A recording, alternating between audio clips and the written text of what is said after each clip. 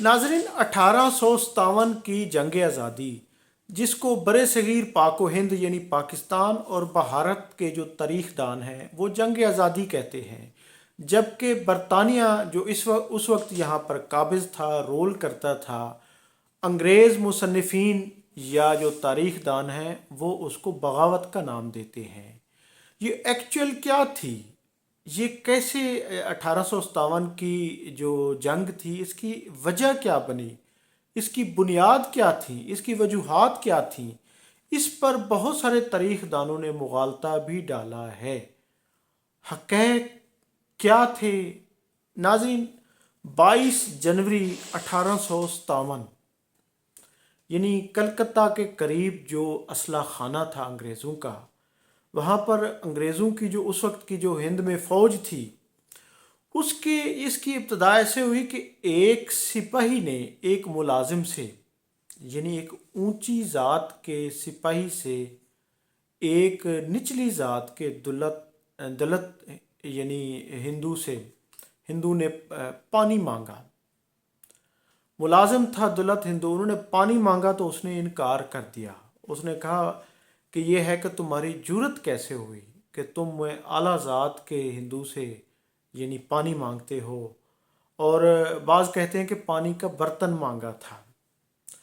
तो उस सिपाही ने, यानी वो सिपाही मगरूर था, तो उस पर उस दलत ने, जो मुलाजिम था अंग्रेज़ों के, उसमें उसने कहा तुम ठहर जाओ, तुम्हें जो ऊंची ज़ात का घुमंड है ये अभी उतरने वाला है।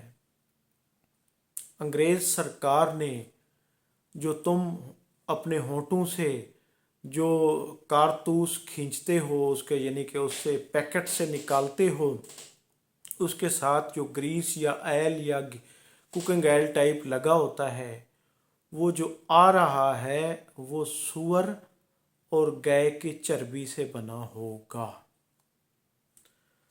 तो उस पर फिर मैं देखूं कि तुम कैसे यानी इस तरह गरूर और घुमंड करोगे। तुम अभी तो मुझे पानी का बर्तन नहीं दे रहे थे।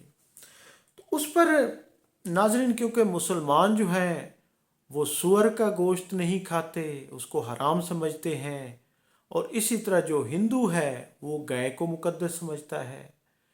तो उस आला ज़ात का जो सिपाही था उसने जाके सारे सिपाहियों को बताया कि अब जो कारतूस आएंगे बरतानिया से तो वो गाय और सूअर की चर्बी से, यानी कि उसके ऊपर एक पैकेट होता था जिसमें वो कारतूस पैक होता था, तो उसको वो दांत से ही उसके पैकेट को तोड़ते थे, उससे जो निकालते थे तो उसमें ऑयल या ग्रीस या जो भी लगी होती थी वो होंठों को भी चिपकती थी, यानी मुंह को लगती थी।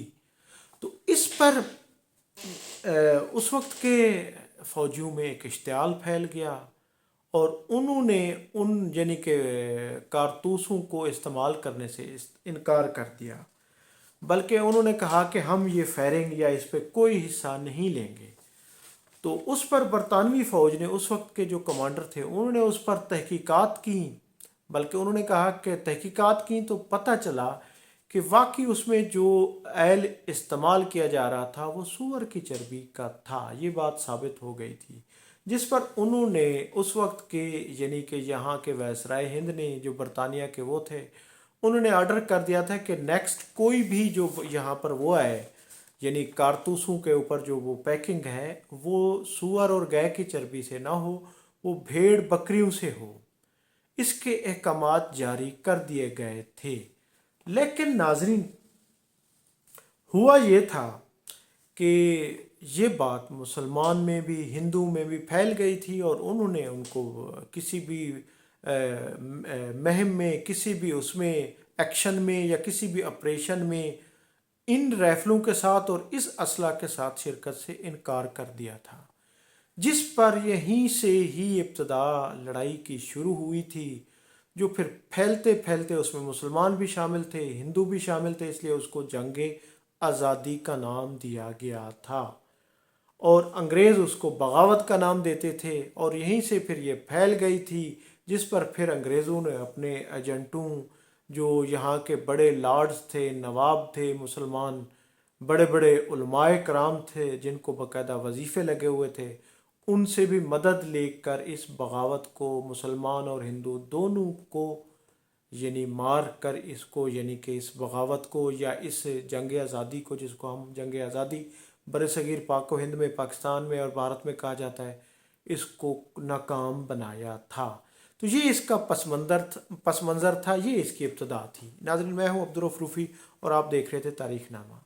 चैनल को सब्सक्राइब करें, वीडियो को लाइक करें। बहुत शुक्रिया, थैंक यू, अल्लाह हाफ़िज़।